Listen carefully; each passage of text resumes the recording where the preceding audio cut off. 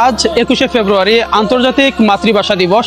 আজকের এই দিনে দাঁড়িয়ে আপনি আমি যেই ভাষায় কথা বলি, এই ভাষা অর্জনের পথ মোটেও সহজ ছিল না। বিশ্বের একমাত্র ভাষা বাংলা ভাষা, যার জন্য কিনা 1952 সালের আজকের এই দিনে শত শত মায়ের বুক খালি হয়েছিল। তবে আজ শুধু বাংলাদেশ নয়, বাংলাদেশের গণ্ডি পেরিয়ে বিশ্বের প্রায় 35 কোটি মানুষ এই বাংলা ভাষায় মুখ ফুলিয়ে এবং কোনো বাধা ছাড়াই কথা বলে। 1952 সালের পর থেকে আজকের এই দিনে প্রতি বছরেই এই বীর শহীদদের প্রতি শ্রদ্ধা নিবেদনের জন্য সারা বিশ্বের বাংলা ভাষাভাষী মানুষজন এই শহীদ মিনারে আসে ফুল দিয়ে শ্রদ্ধা নিবেদনের জন্য।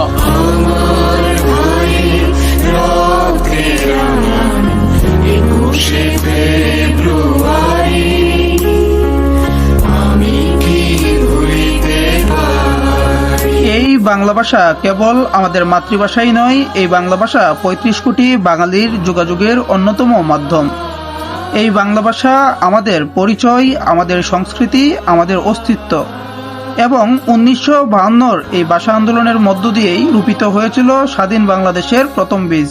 ভাষার জন্য জীবনদানকারী সালাম, বরকত, রফিক, শফিক সহ নাম না জানা আরো অনেক শহীদদের এই রক্ত আমরা কখনো শোধ করতে পারবো না।